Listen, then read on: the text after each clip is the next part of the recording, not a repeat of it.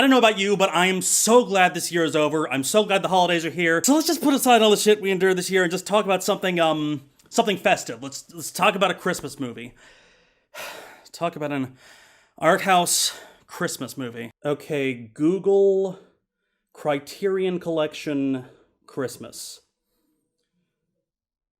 Well, this one has Christmas in the title.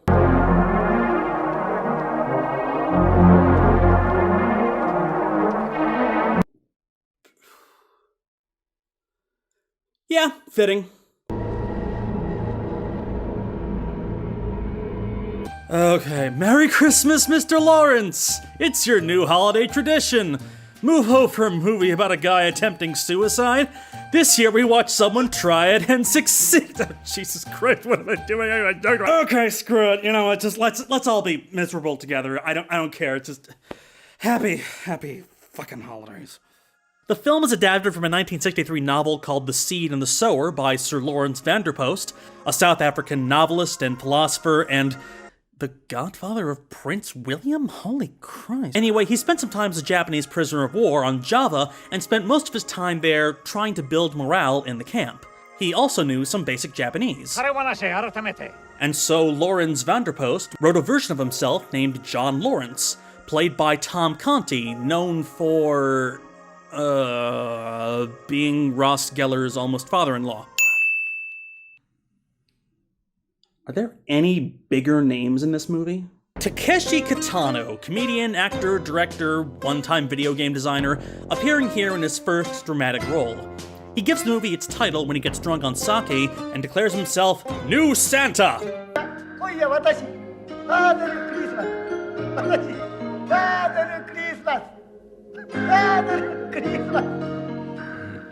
He thinks he's Santa Claus. Takeshi Kitano sees you when you're sleeping. Oh, that was actually a joke. Let's see, who else is in this movie? Oh yeah, Ryuichi Sakamoto, who plays the conflicted Captain Yanoi. He's better known as the keyboardist for Yellow Magic Orchestra, and he later went on to compose scores for films, like the one we're watching right now. I know I'm forgetting someone. Your name is given as Jack Sellers. Is that correct? Why shouldn't it be? All right. I'm sad now. Remember when he died in January and we all thought that was the worst this year could get? And yeah, David Bowie is wonderful. He plays a character named Major Jack Sellers, a character in the tradition of roles like Colonel Nicholson in Bridge Over the River Kwai, Virgil Hilts in The Great Escape, or Luke Jackson in Cool Hand Luke. Bright men who can't be dulled by imprisonment. They just shine too brightly. Who do you think you are? Are you an evil spirit? Yeah. And one of yours, I hope. Sellers is also, surprisingly, the love interest. The normally stoic Captain Yanoi is struck down immediately by Sellers' raw beauty. Because if there's one thing that unites all people of all nations, it's unquenchable sexual attraction to David Bowie. I think it has taken a bit of a shine to you. Yeah, this is a love story between two rock stars, made during a particularly homophobic decade, and as such, it's still very closeted. お前らオカマが怖いんだろ。侍はオカマだと怖くはない。戦争は男の友情を強める。しかし、全ての兵士がオカマになるわけじゃない。 Now, there is a difference between English and Japanese attitudes towards homosexuality. The Japanese have been more lenient towards male-on-male sex in most countries. They did criminalize homosexual activity in 1872, but even then, only as part of their westernizing campaign. And even then, they repealed that law in 1880. By contrast, in the United Kingdom, homosexuality was criminalized until 1967. And yes, there's totally a video essay looking at this movie from a purely LGBT perspective, one that I don't feel entirely qualified to do. And besides, I think of it as just being part of a bigger theme. That theme being culture clash. And one-sided culture clash, frankly. British men get the most screen time, most of the dialogue is in English, and the British characters seemingly have more to say than the Japanese, while the Japanese characters are nearly dehumanized. All of them brutal, petty, cruel. They're a nation of anxious people. And they could do nothing individually. So they went mad. En masse.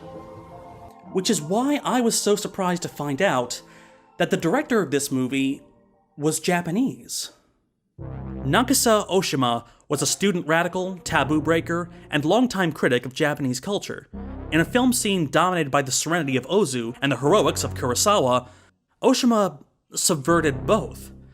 Look at his biggest international hit, In the Realm of the Senses, a story about a young couple in 1930s Japan so alienated with the culture outside that they had sex to the death. Oshima seems fascinated by Japan's perverse relationship towards death. He doesn't excuse his Japanese characters. I mean, the last thing we need now are even more apologists for war criminals from the 1940s, but he does try to explain them. Oshima is interrogating his own culture's values, and doing it from the vantage of being outside of his culture, a luxury not many have. A major plot point sees Captain Yanoi ordering a forced fast, a gyo, to cure what he perceives as spiritual laziness. Celliers helps break that fast by picking flowers, and while they break it, they sing hymns. Rock of ages, cleft for me, let me hide myself in thee. Aw, Bowie's pretending he can't sing. But feeding the hungry in their time of need, that's a very Christian thing to do, right? For I was hungry and you gave me something to eat. For I was thirsty and you gave me something to drink. Matthew 25:35. But compare that passage to this one. See you those tiny sparrows in the nest, how their yellow bills are opened wide, and now see, there comes their mother with worms to feed them, how eagerly and happily the little ones eat. But for a samurai, when his stomach is empty, it is a disgrace to feel hungry. That passage was quoted in Inazo Nitobe's internationally popular book, Bushido, The Soul of Japan. Admittedly, it was a book written for Western audiences to explain Japanese culture. It doesn't represent the beliefs of the actual samurai. Then again, neither did Imperial Japan. It was their interpretation of history that they used to justify their own actions. It was the thinking behind the kamikaze attacks, for the brutal treatment of captured enemies, this notion of death before dishonor. And for Oshima, it's what led his countrymen to ruin. お前はなぜ死なねえんだ。俺はお前が死んだらもっとお前が好きになったのに。なぜこんな恥に耐えることができるんだ。なぜ自決しない。我々は恥とは呼ばない。逃げたいし、またあなたと戦いたい。生き物の道は取りたくないから自殺もしない。死ぬのが怖いだけだ。俺は違う。This mindset has shades of what we might now call toxic masculinity. The madness that's born when your only permitted emotion is aggression.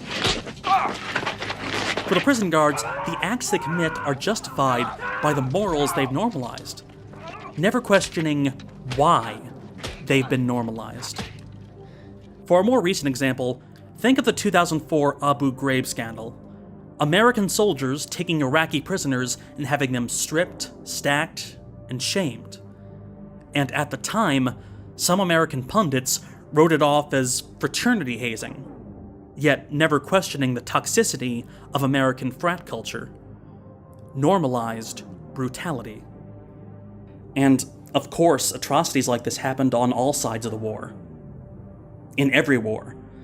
I mean, my own country certainly isn't blameless. So, why talk about this? Why attempt to humanize people who committed atrocities like these? Because we're all capable of committing them. We may all fall victim to our own sense of honor.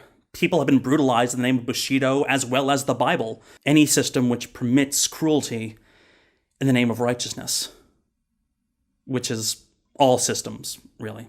The tragedy is, we may never really know the ways in which we hurt each other.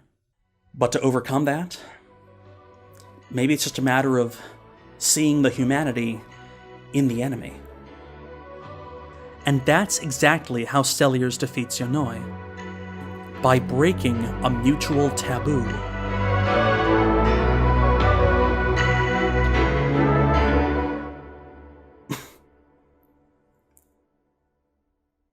And we kissed as though nothing could fall. We can be heroes, just for one day. God damn this stupid year. This is a wonderful film, and I hope you can seek it out. It's raw, it's gut-wrenching. It has more to say about finding peace on Earth than 100 vapid holiday specials. So, this season, and in the coming years, maybe it's time to understand our own systems of honor, and what terrible things we might do for its sake. Lawrence! Merry Christmas! Merry Christmas, Mr. Lawrence.